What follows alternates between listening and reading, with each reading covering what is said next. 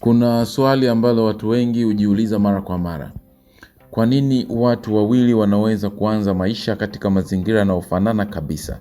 Wakasoma shule zinazofanana, wakakutana na changamoto zinazofanana, lakini baada ya miaka kadhaa mmoja anakuwa amefanikiwa sana na mwingine bado anahangaika kutafuta mwelekeo wa maisha yake.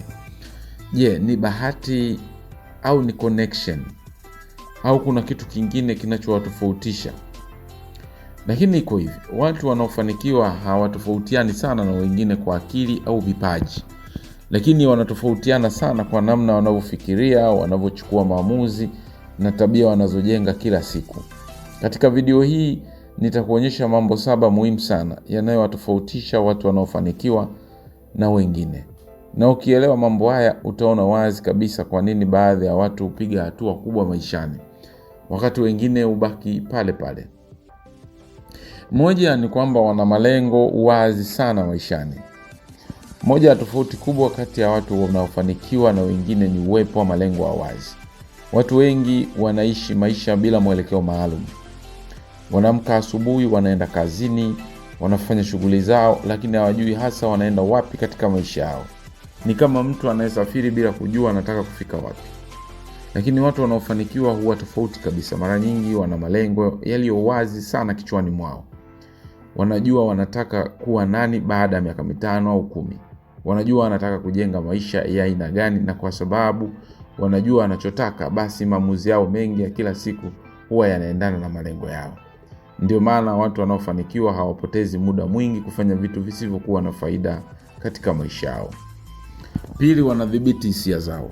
Mmoja uwezo mkubwa sana ambao watu wanaofanikiwa huwa ni control ya hisia. Maisha yana changamoto nyingi. Kuna kukataliwa, kuna kushindwa, kuna kukosolewa, kuna kupoteza pesa. Watu wengi wanapokutana na mambo haya huacha kabisa kuendelea. Lakini watu wanaofanikiwa wanaelewa jambo moja muhimu sana. Hisia zako hazipaswi kuamua mustakabali wa maisha yako. Wanajifunza kuwa watulivu hata wakati mambo hayaendi sawa. Wanajifunza kushinda maumivu ya muda mfupi ili kupata mafanikio ya muda mrefu. Ndio maana mara nyingi utaona watu wanaofanikiwa wana uvumilivu mkubwa sana. 3, wanathamini muda sana. Tofauti nyingine kubwa ni namna wanavyochukulia muda. Kwa watu wengi muda hupotea bila wao hata kujua. Masaa mengi huisha kwenye maongezi yasiyo na maana, simu, mitandao ya kijamii au mambo yasiyosaidia maisha yao. Lakini watu wanaofanikiwa wanaelewa kitu kimoja. Muda ndio rasilimali yenye thamani kuliko zote. Pesa inaweza kupotea ukapata nyingine, lakini muda ukishapita huwezi kurudisha tena. Ndio maana watu wanaofanikiwa hujaribu kutumia muda wao katika vitu vitakavyowapeleka karibu na malengo yao. 4, wanajifunza kila siku.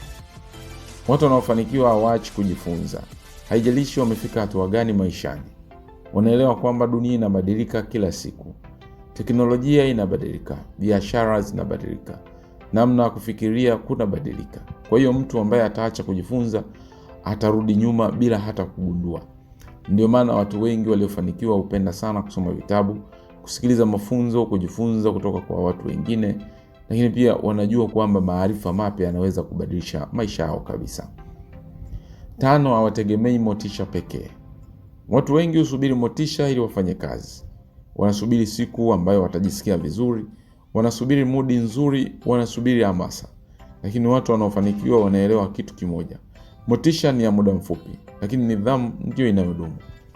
Ndio maana hata siku ambazo hawajisikii kufanya kazi bado wanafanya.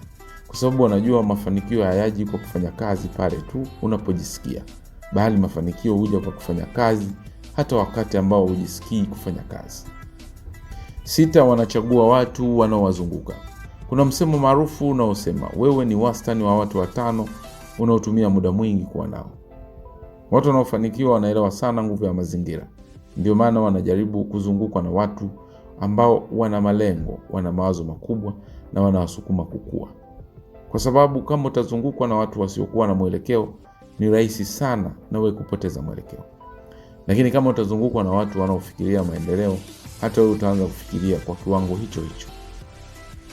7, hawatakata tamaa haraka. Hili ndilo jambo muhimu zaidi. Karibu kila mtu anayefanikiwa hupitia vipindi vya kushindwa.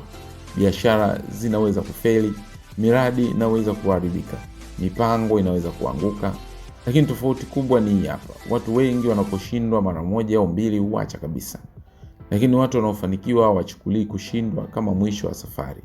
Wanachukulia kama somo. Wanajifunza kutokana na makosa yao, kisha wanaendelea tena. Ndio maana watu wengi wanaofanikiwa waliwahi kushindwa mara nyingi kabla hata kufanikiwa. Kwa hiyo ukitazama kwa makini, watu wanaofanikiwa hawana siri ya ajabu sana.